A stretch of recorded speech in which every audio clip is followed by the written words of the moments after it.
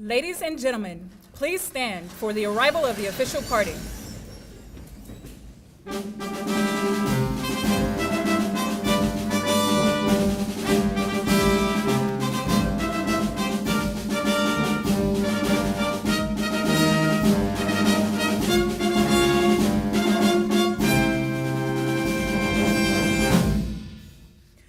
Please remain standing for the presentation of our colors, the playing of our national anthem by the Air Force Band of the West, and the invocation.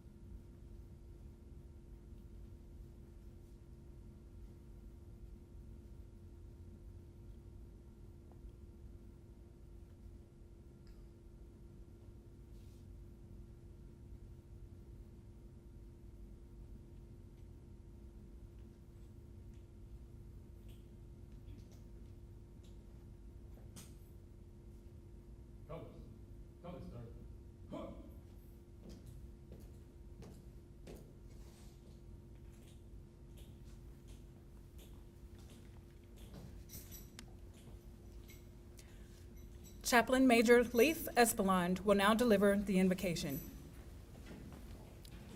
Please join me in prayer.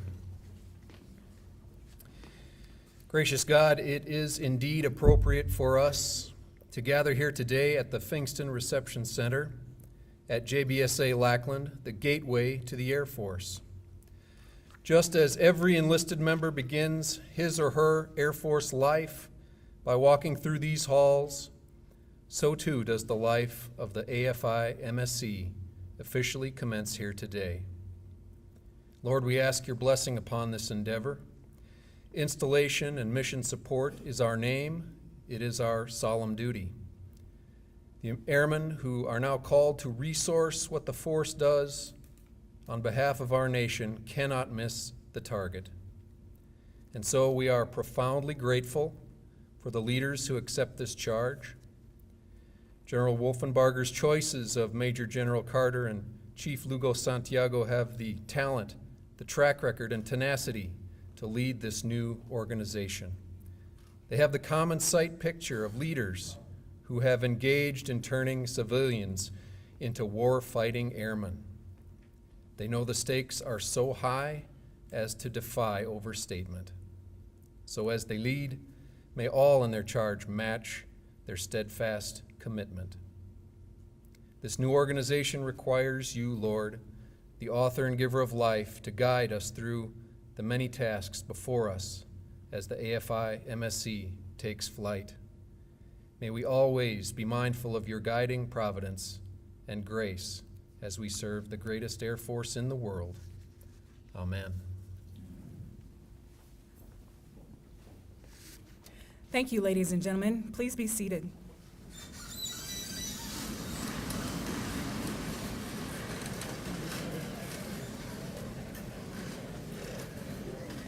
At this time, we would like to take a moment to recognize and welcome some of the many distinguished visitors in attendance with us today. Please hold your applause until all have been recognized. The Commander, Air Force Materiel Command, General Janet C. Wolfenbarger, and her Command Chief, Chief Master Sergeant Michael Warner. The Incoming Commander, Air Force Installation and Mission Support Center, Major General Teresa C. Carter, and her Command Chief, Chief Master Sergeant Jose Lugo Santiago. From Headquarters, United States Air Force, the Assistant Deputy for Logistics, Engineering, and Force Protection, Mr. Timothy Bridges. The former Vice Commander, Air Education and Training Command, Lieutenant General Retired Douglas H. Owens. The Vice Commander, Air Education and Training Command, Major General Leonard A. Patrick, his wife Lynn, and the Command Chief, Chief Master Sergeant Gerardo Tapia. Representing the United States Army, the Deputy Commanding General and Chief of Staff, Headquarters Installation Management Command, Major General LaWarren V. Patterson and his Command Sergeant Major Jeffrey S. Hartless. And although time does not permit us to recognize all of our distinguished guests, senior leaders, friends, and colleagues individually, we thank you for taking time out of your schedules to join us at today's ceremony.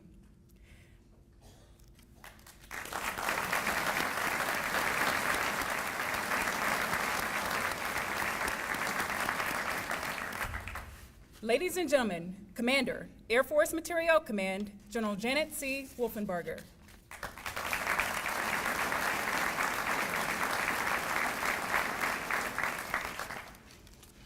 Well, thank you. It is absolutely my pleasure to be here today. I'd like to start by welcoming all of our community leaders, our senior leaders, both present and past, our colleagues, coworkers, family members, and friends who are here today. We are so pleased to have all of you attend this ceremony, which is all about activating a center and putting General T.C. Carter in as the commander of that new center. Today's ceremonial actions are part of a larger strategic initiative for our Air Force to reduce operating costs and to provide overall mission efficiencies. The Air Force has entrusted Air Force Materiel Command with the responsibility of centralizing the management, the resourcing, and reach back for installation and mission support activities covering all of the Air Force's 77 major installations. Air Force Materiel Command, as the core function lead for Agile Combat Support, is responsible for a broad range of activities spanning all major commands related to fielding, basing, protecting, supporting, and sustaining combat capabilities. When the idea for the Air Force Installation and Mission Support Center was born, it was a natural fit to align it under Air Force Materiel Command, as we already had success working Agile Combat Support issues across multiple commands and were well-versed in those relationships. As a result, Air Force Materiel Command gained our 6th center and corresponding mission set with the establishment of the provisional Air Force Installation and Mission Support Center last year, which today will transition to permanent status. This new construct simplifies and reduces the Air Force's major command overhead structure in the installation and mission support functional areas and expands on Air Force Materiel Command's already vast Agile Combat Support mission. As part of this effort, last October, we realigned 179 officers, 402 enlisted members, and 2,196 civilians assigned to the 6 field operating agencies, the FOAs, that were executing missions that directly contribute to installation and mission support across the Air Force.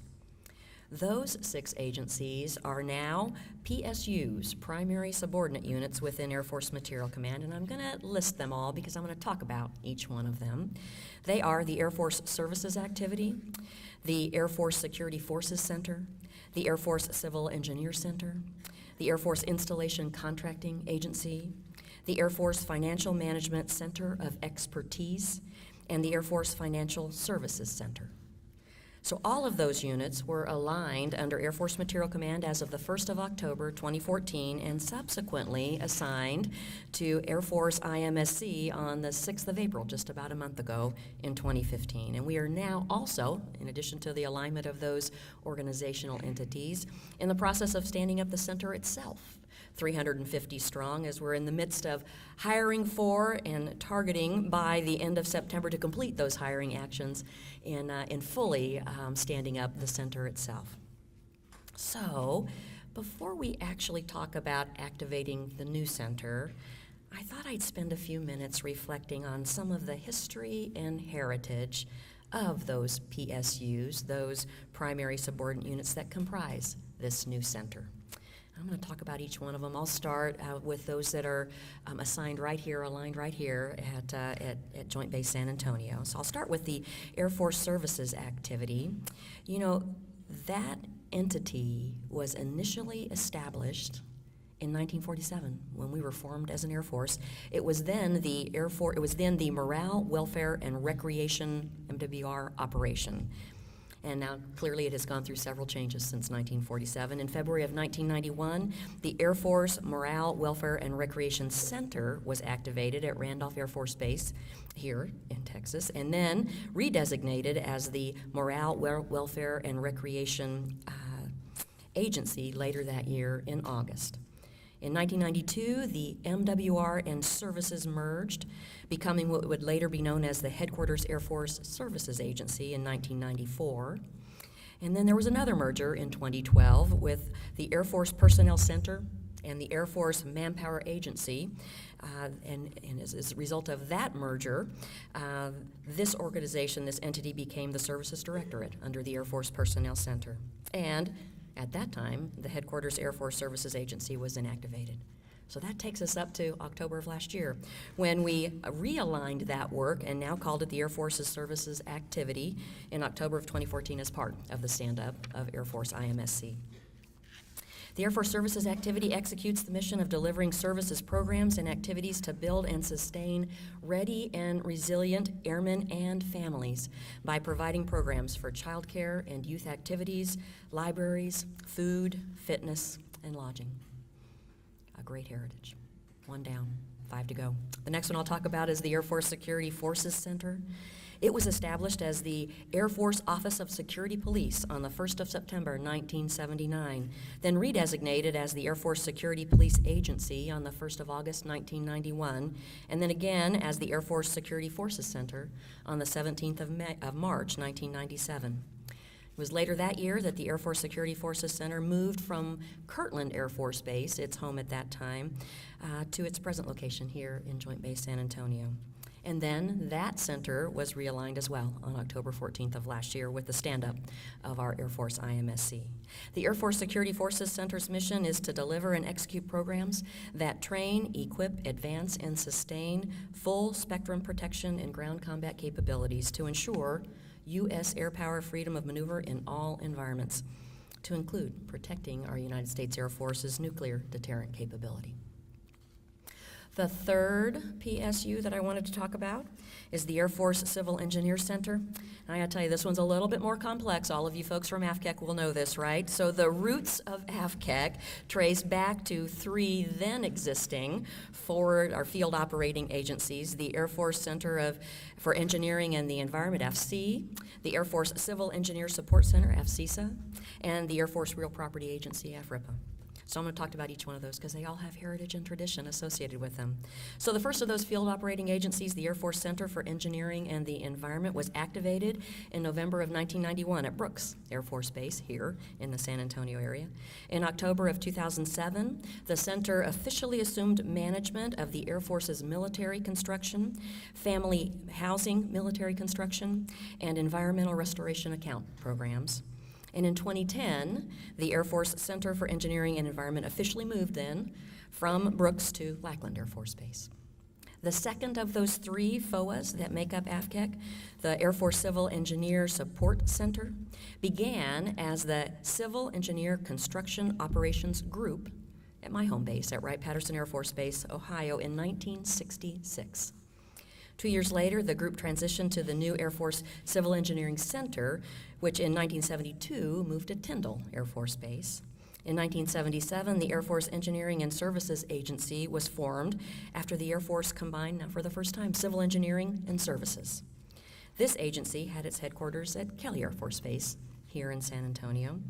Then, in 1978, the Air Force Engineering and Services Center was activated at Tyndall Air Force Base, Florida. The name of the organization changed a few times, was the Air Force Civil Engineering Support Agency in August of 1991, and later became the Air Force Civil Engineer Support Agency in 1994. All right, the third of those FOAs that make up AFCEC, the Air Force Real Property Agency. It goes back to 15 November 1991 and the creation of the then Air Force Base Disposal Agency. In 1993, the agency was renamed the Air Force Base Conversion Agency. The Secretary of the Air Force consolidated the Air Force Base Conversion Agency and the Air Force Real Estate Division to form the Air Force Real Property Agency on October 16th of 2002. The division managed real property acquisition and disposal for active Air Force installations worldwide. And in 2009, the Air Force Real Property Agency was moved from the Pentagon right here to Joint Base San Antonio. Well, it was in October of 2012, only 2 years before the realignment to Air Force IMSC, that those three FOAs, field operating agencies, merged into today's Air Force Civil Engineer Center, and of course located right here, Joint Base San Antonio. The mission of the Air Force Civil Engineer Center is to provide civil engineering services and enterprise lifecycle leadership to installations that enable the warfighter. All right, up next, our fourth PSU, the Air Force Installation Contracting Agency. It was first activated as the Air Force Contract Management Division in 1964 at the Los Angeles Air Force Annex at that time, before moving to Kirtland Air Force Base in 1972 and ultimately being deactivated in 1990. So you have to fast forward 20 years when that organization was redesignated and activated as the Enterprise Sourcing Group in October of 2010 at its present location, which is Wright-Patterson Air Force Base, Ohio, where it was originally aligned under Air Force Material Command. It was redesignated as the Air Force Installation Contracting Agency in October of 2013 and aligned under the Pentagon as part of the Assistant Secretary of the Air Force for Acquisition Organization. Well, that center then returned home, I like to say, to Air Force Material Command last October as well in 2014 with the stand-up of the Air Force IMSC. The Air Force Installation Contracting Agency's mission is to provide responsive enterprise contracting solutions to enable efficient and effective mission and installation operations. All right, we're on number 5 of 6, and that's our Air Force Financial Management Center of Expertise. That center is located in Denver, Colorado. It achieved its IOC and was assigned under the Air Force Cost Analysis Agency on the 16th of April in 2006, so a newer organization. And then that center was realigned as well in October of last year as part of our stand-up. That center, the Center of Expertise's mission, is to provide expert, on-demand, specialized analysis for decision support to Air Force installations and major commands. And last, but certainly not least, the Air Force Financial Services Center. It was established even a year later in May of 2007 at Ellsworth Air Force Base in South Dakota and assigned to the Financial Management Organization at the Pentagon. That center also was then realigned just last October as we stood up the Air Force IMSC. That center's mission is to pay travel claims with excellence and deliver responsive customer support to financial services offices worldwide. It was important to me to go through some of that history because I think, as you can readily tell, those various organizations have had a profound history of outstanding service that has benefited our Air Force and our nation. To all of you here who are a part of that history, and to all of you who are presently adding to and enriching that history, I say thank you. As these units combined under the center leadership of the Air Force Installation and Mission Support Center, I am confident that they will continue to add to the heritage and history of their new parent organization. So as part of the activation ceremony today for that parent organization, you will witness the unfurling of the Provisional Center flag, signifying the birth of the new center. You know, from the times of the Roman legions, various standards were carried by the military units to identify them to their commander and to the members of the unit. Over time, these evolved into organizational flags that were unique to each unit. And that practice of carrying colors into battle continued actually throughout the American Civil War. Organizational flags also play a crucial role in the appointment of commanders, as the ceremony serves to visually represent the authority that is entrusted to the new commander. Each of Air Force Material Command's centers is authorized to display a unique organizational flag with a shield symbolizing the center's mission. The flag that will be used today for the activation of the Air Force Installation and Mission Support Center stands in for the flag that will ultimately be displayed with that unique shield and symbol of Air Force IMSC, a work that is in progress and getting close to fruition, I understand. Well, now that I have talked about the importance of this center activation, I'd like to spend a little bit of time telling you why Major General Carter is the perfect person to lead this new organization.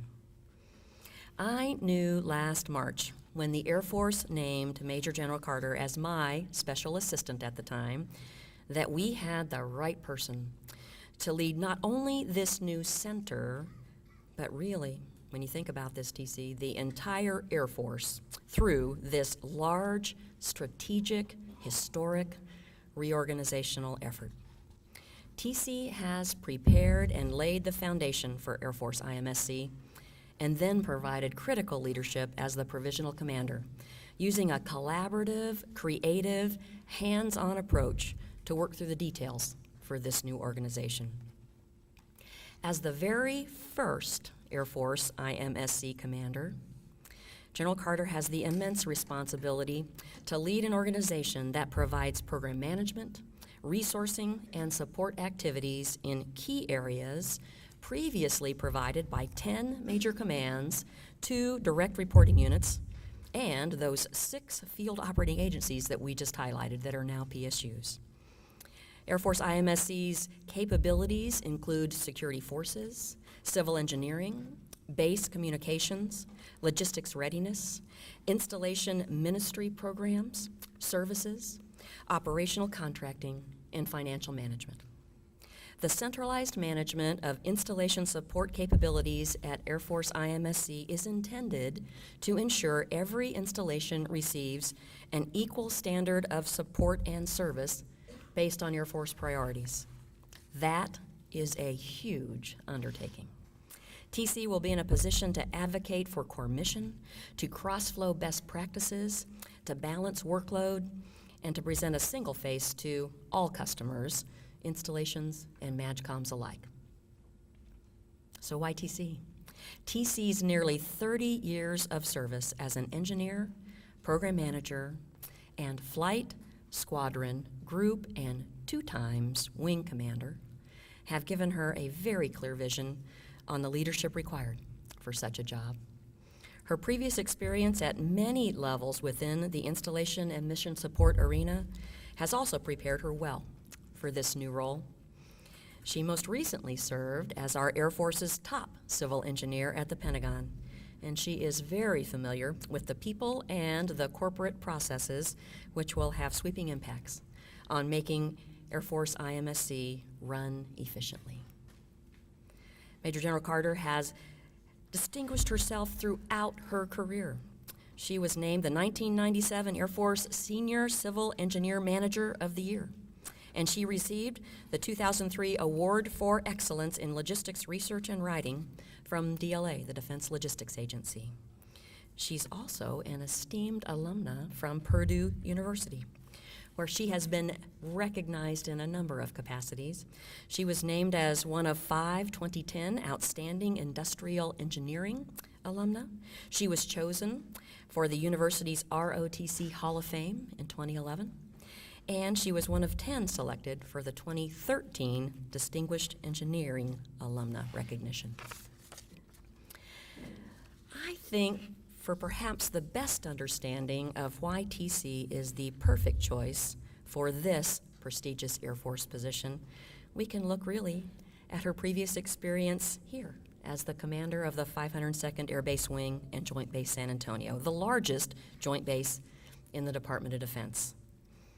TC took command less than a year after the 502nd reached FOC and was instrumental in leading this base and city through the growing pains associated with such a tremendous reorganizational undertaking. By successfully leading this effort, she earned an invaluable amount of knowledge and experience which can be leveraged, and I'm sure she will, as she goes about executing the same kind of a large reorganizational effort for Air Force IMSC. From basic industrial engineering to commanding an air base wing, to working installation and mission support at the highest levels, General Carter understands the complexities of this work and contributes the perfect mix of experience and leadership to make this center successful.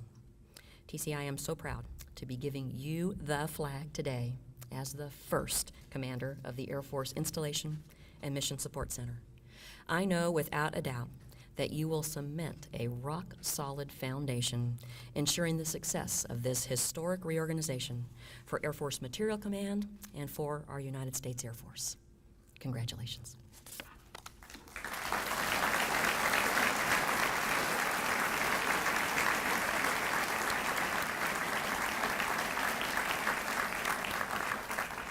Ladies and gentlemen, the Air Force Installation and Mission Support Center flag will now be unfurled, marking the center's activation.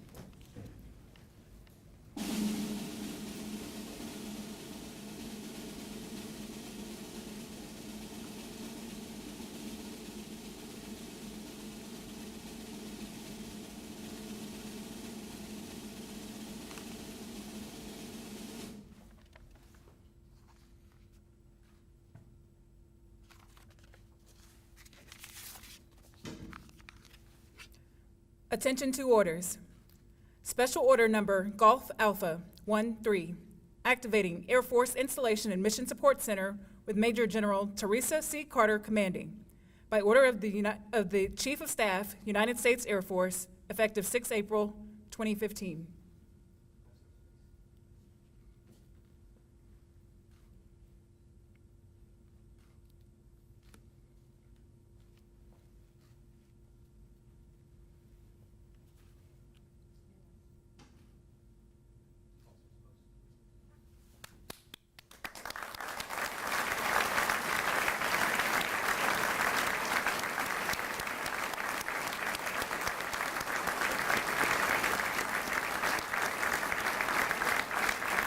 Please be seated. Ladies and gentlemen, the Commander, Air Force Installation and Mission Support Center, Major General Teresa C. Carter.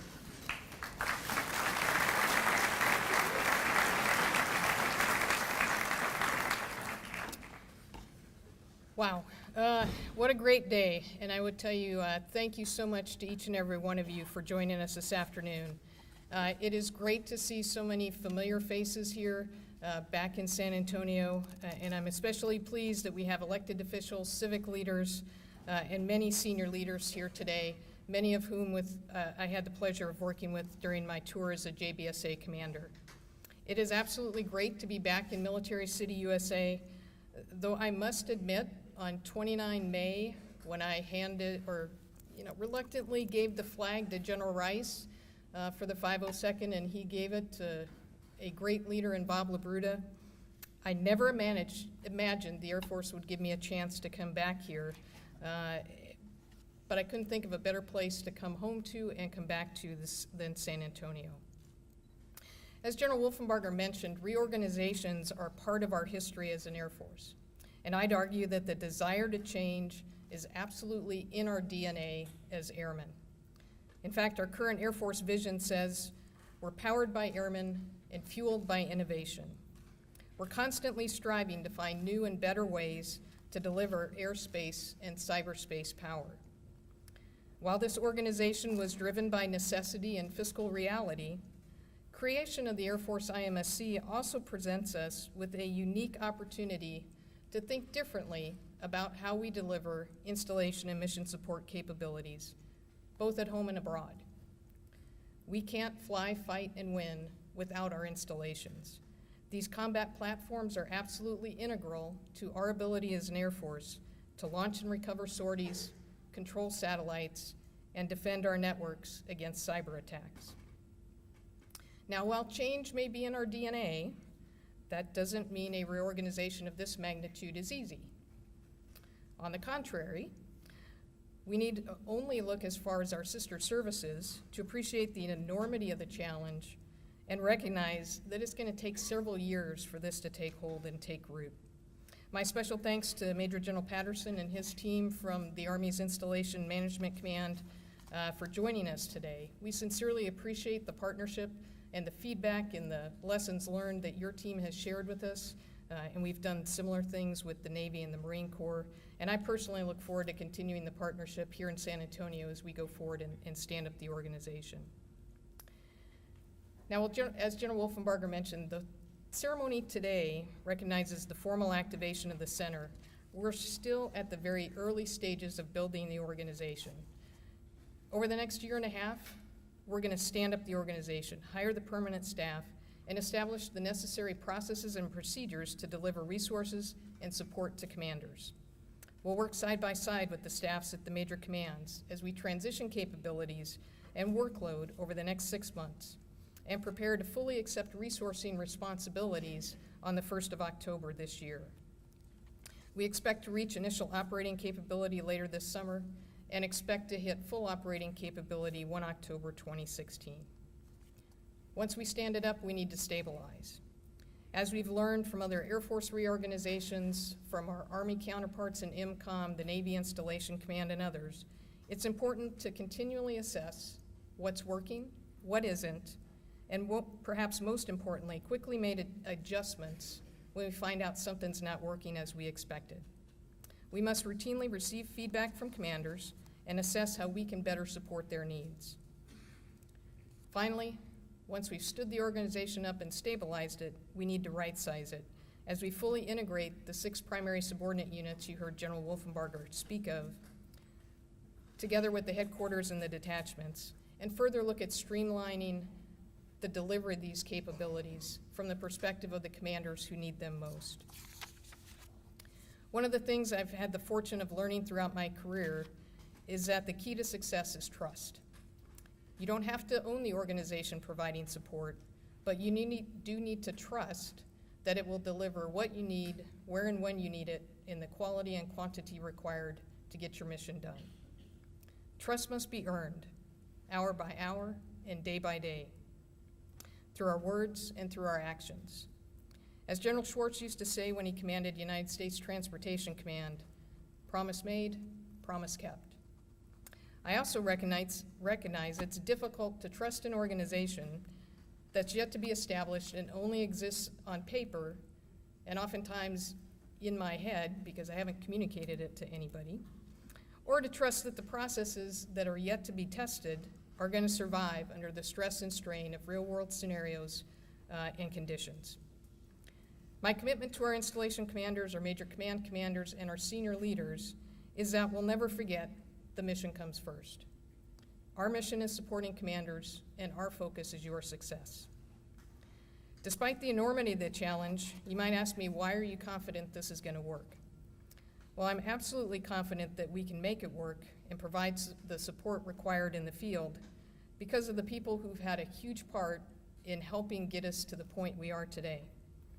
I told General Wolfenbarger before he walked in, I feel like we've run a marathon, maybe just, okay, I'd count that as crossing the finish line, but there's 2 more marathons yet to go and you don't get to sit down and wait. Now, who helped us get there? Some phenomenal people. So if you'll bear with me, I need to give them a shout out here because, again, they did some awesome work.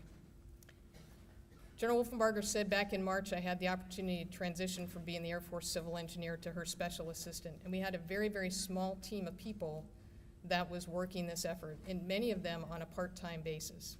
But a couple deserve special recognition. Colonel Steve Blamar, now Colonel retired and a new member of the SES Corps, Mr. Ed Oshiba, Ms. Lynn Eviston, my exec, Captain Sean Zabriskie, from the AFMC staff, Tammy Lyons, Donna McManus, Dr. Todd Four, and the rest of the team that really provided the heavy lifting to get us to the point of being able to establish a provisional center in August. That provisional team was made up of 60 people who were nominated by their major command, and their reward was to spend an extended TDY at Joint Base Andrews for the past 6 to 8 months, depending on the person, working to establish the basis for this center. And they were very small, oftentimes only 5 to 6 per functional area. But some deserve, again, a special shout out. My executive director, Ms. Carolyn Gleason, Colonel Brian Duffy, my vice, Kurt Burgo, my director of staff. My wingman from Joint Base San Antonio, I couldn't be more pleased to have Chief Lugo Santiago back on the team. Great exec and Captain Jake Botello.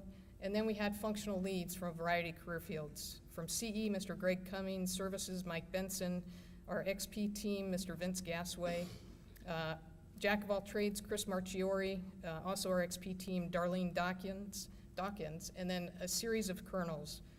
Leading our personnel effort, Rob Snodgrass, Security Forces, Paul Casuda, Communications, Dick Palmieri, Logistics Readiness, Bull Turnus, our legal advisor, SJA, Marlisa Scott, Public Affairs, Cheryl Law, and Chaplain Kelvin Gardner. Plus 2 lieutenant colonels who, I tell you, were really fighting above their weight class. Lieutenant Colonel Mike Bennett leading the FM team, and Lieutenant Colonel Lateef Heinsohn leading the contracting team. Again, I couldn't be more proud of the work that they have done. Some have now gone back to their parent organization, but they provided a great foundation. Our 6 PSU commanders and directors, Joe Shabika, Mike Halloran, Gary Galano, Colonels Chris Bargery, Mark Piccolo, and Mark Baird, as well as our new detachment commanders. These 6 organizations, 6 PSUs, have done a great job.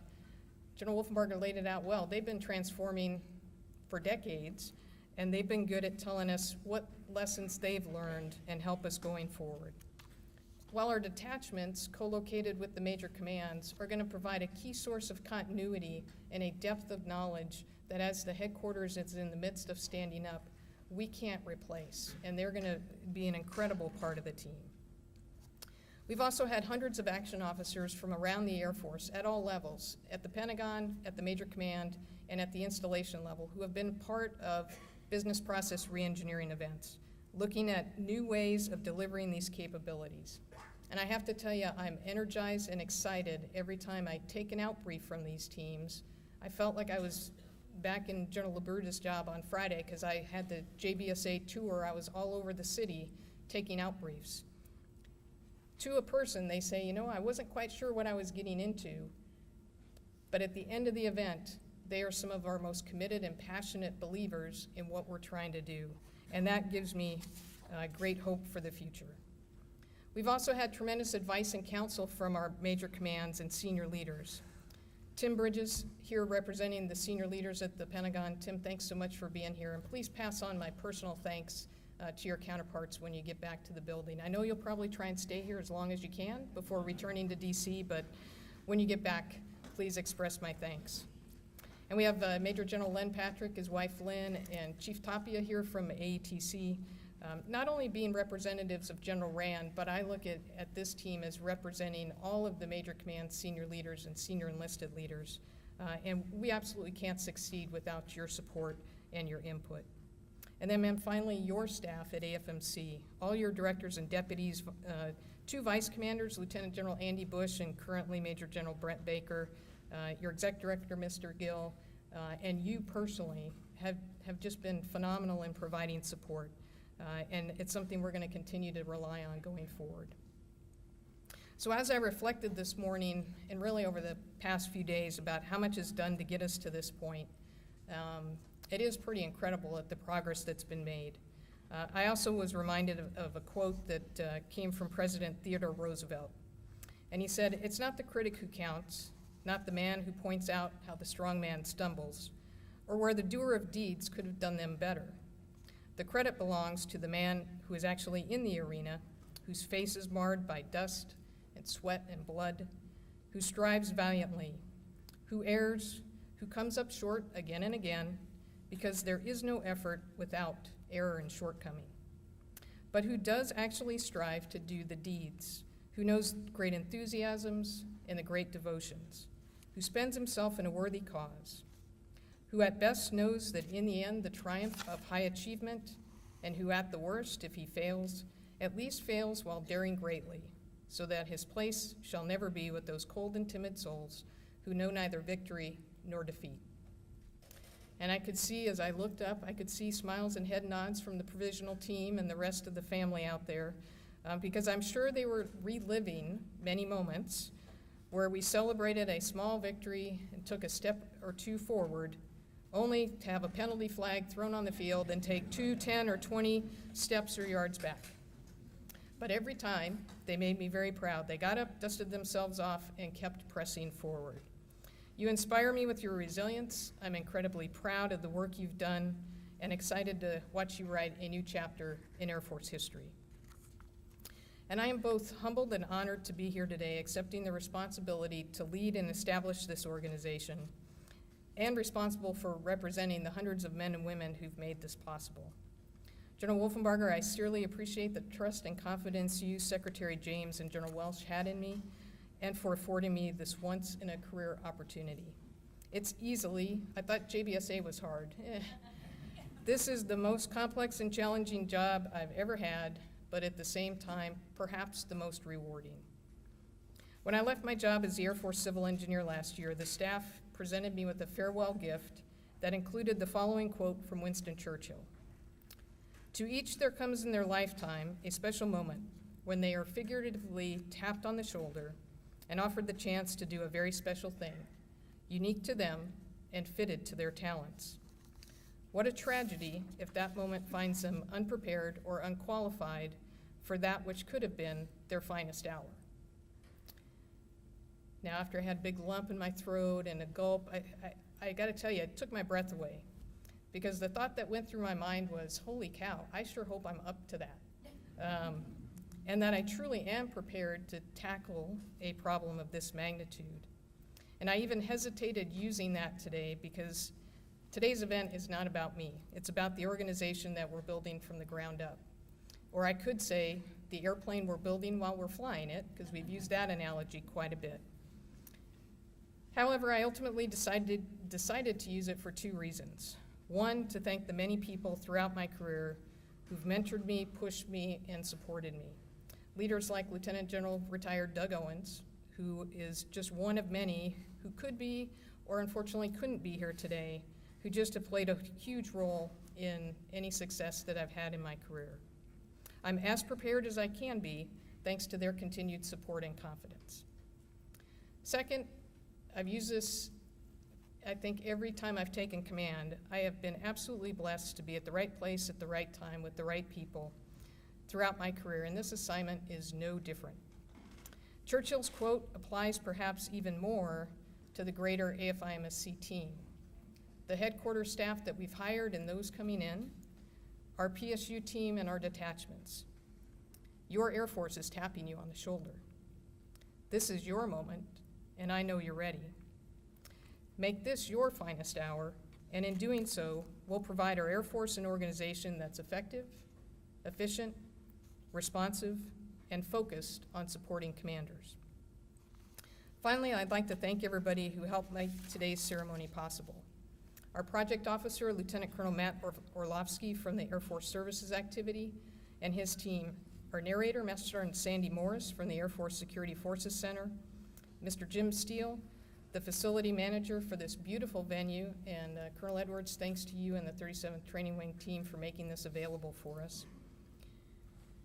Ms. Vicki Lyles from AFMC Protocol, 502nd and Joint Base San Antonio Protocol, Mr. Rocky Flores and Mr. Sean Patterson. The 3rd Combat Camera Squadron team that is live streaming this event so that our team members around the world can participate. And our very own provisional team, Jack of all trades, 2nd Lieutenant Grant Williams from the Air Force Services Activity. You all did an amazing job. I thank you all sincerely for being here today. I look forward to working with all of you and certainly renewing old friendships here in Alamo City and Military City, USA. Thank you very much.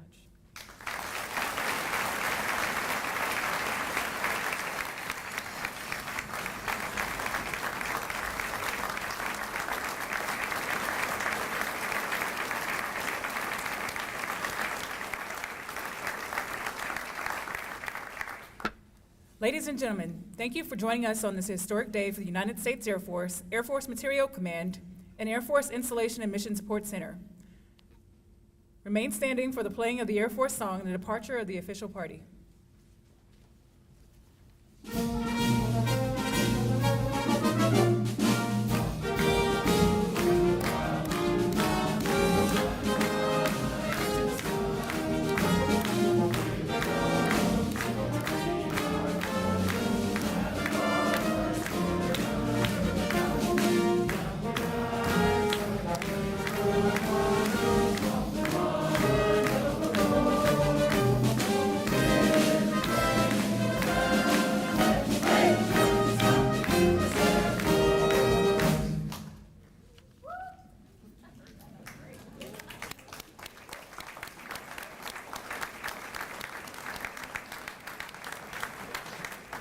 This concludes today's ceremony. We invite you to join General Wolfenbarger in congratulating Major General Carter in the receiving line located in the main foyer. Thank you for attending, and we wish you a pleasant day.